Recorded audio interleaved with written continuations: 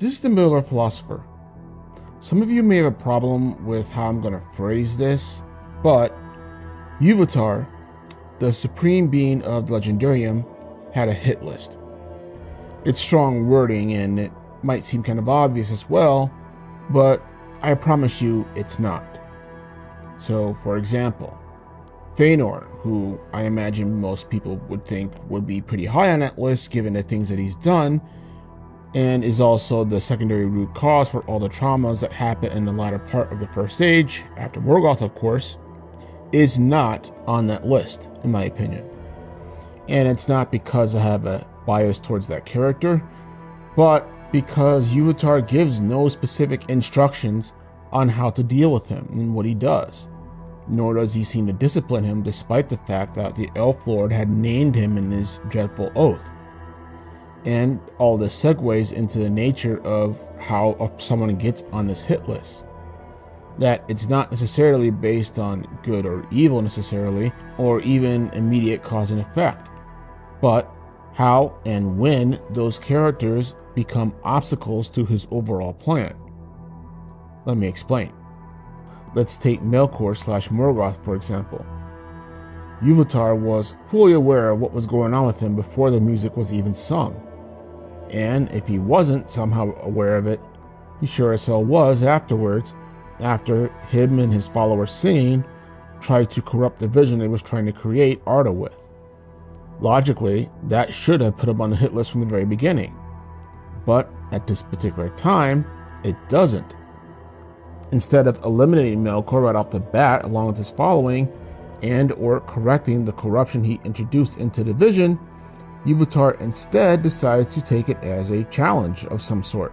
That if this upstart that he's created can think he can be God, then let him try. Because all that's going to happen is that he's going to fail, and Yuvatar is going to ensure that he saw it fail because he was going to make all the stuff that he was trying to add to it ultimately glorify his own overall plan anyways. And leaving aside the moral and theological implications of this, indeed, Yuvatar does allow the renegades to cause chaos throughout the First Age of Arda, all the while seemingly only doing slight course corrections and guidances at key moments, such as the creation of the dwarves, and regarding Beren, Luthien, and the half-elven children, for example. Melkor, I would argue, doesn't get put on the list until his near-total conquest of Beleriand. At this point, Manwë, spurred on by the arrival of Arundel and Elwing to Valinor, seeks out advice from his creator about what to do, now that one of the Silmarils has returned to the west and this was some sort of fulfillment of a prophecy. And it's then that Yuvatar pretty much tells him, apparently, to take Melkor out. Even with that, though, it also says in the Nature of Middle-earth that Morgoth may have been added to the hit list well before the War of Wrath originally, because, according to the author, Yuvatar wasn't happy that the Valar had waited so long for the final intervention during the War of Wrath, considering it a lack of faith on their part that he would even remotely begin to allow Morgoth to upset his plans. The second target on Yuvatar's hit list is Numenor. Now, if you paid attention to this channel in the past, you know I've spoken on this before.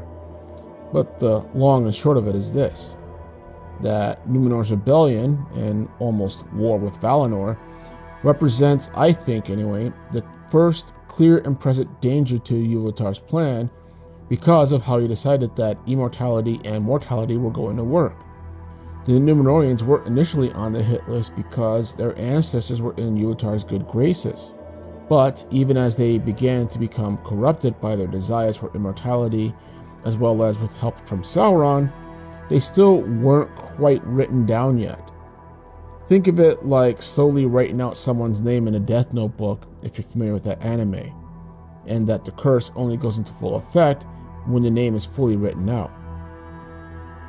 I got the impression that Yuvatar was getting annoyed with the mortal empire, but was still trying to give them a chance to repent, like when he sent the messengers to Numenor to discourage them from proceeding along that path any further.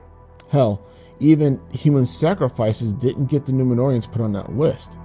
And again, putting theological and morality questions aside, it wasn't until Ar-Pharazôn decides to go to open war with the Valar that Iluvatar finally steps in the most dramatic way possible in Middle-earth history, since he gave lives to the dwarves way back in the First Age, by not only destroying Numenor, but also reshaping the entire world itself.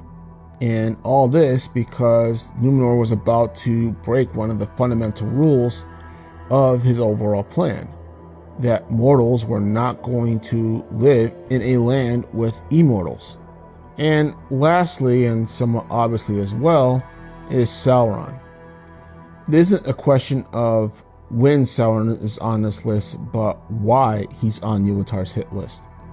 Essentially, I don't think he was on Iluvatar's hit list because he was evil, because honestly there have been plenty of other evil characters and forces at work in Middle-earth at the same time as him, like the dragons, for example. Yet none of them got the special attention that Sauron got, a whole cadre of powerful Maiar sent specifically to thwart his efforts. And on top of all that, resurrecting and even sending one of them back to Middle-earth after they get killed and having failed initially in that mission. The dragons, the Haradrim, Easterlings, Black Numenorians, and even Angmar didn't draw this much attention from Iluvatar, seemingly. I think the reason why Sauron got all this added attention and why he got put on this list was the timing of his overall plan for Middle-earth, and by his I mean Sauron.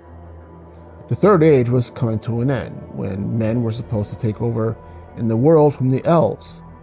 But Sauron was still around trying to institute his own plan and essentially kill everyone who got in his way. Initially, so it seemed, the natural world of Middle-earth, armies, swords, and shields, were usually able to handle that kind of problem. But during the lead up during the Third Age to the War of the Ring, all this was now shown as no longer being reliable, as it had been towards the end of the Second Age. The peoples of Middle-earth were scattered and divided, and the more time went on, the less and less likely it became that they were ever going to unite at all. And, on top of all that, Sauron was the only power providing any kind of unifying force in the world at all, between multiple different peoples, cultures, and communities, even if a lot of it was under force or coercion or just playing on their own issues with the West. And, as I said earlier, what was worse was that the initial plan of just sending wizards to help out had seemingly failed, because they'd either become corrupted somehow, had went MIA and or abandoned the mission completely, or had gotten killed off somehow. And all of these factors now tally up to a total that now Sauron has become a clear and present danger to the divine plan. Sauron's plans conflicted directly with Iluvatar's plans, and Iluvatar wasn't going to have any upstarts or change to his divine plan, nor have anyone show him up basically as having a better plan, because it wasn't. And that is why I think Iluvatar had a hit list, that essentially it was about certain events and or characters or institutions that were now becoming threats or too loud in their objection to Iluvatar's overall plan. And that when that happens, Iluvatar in some way, shape, or form has to now directly step in rather than let the powers of the world, be they natural or Valorian, take over and deal with it. But having said all that, let me know your thoughts below. This is the Miller Philosopher, and have a good day.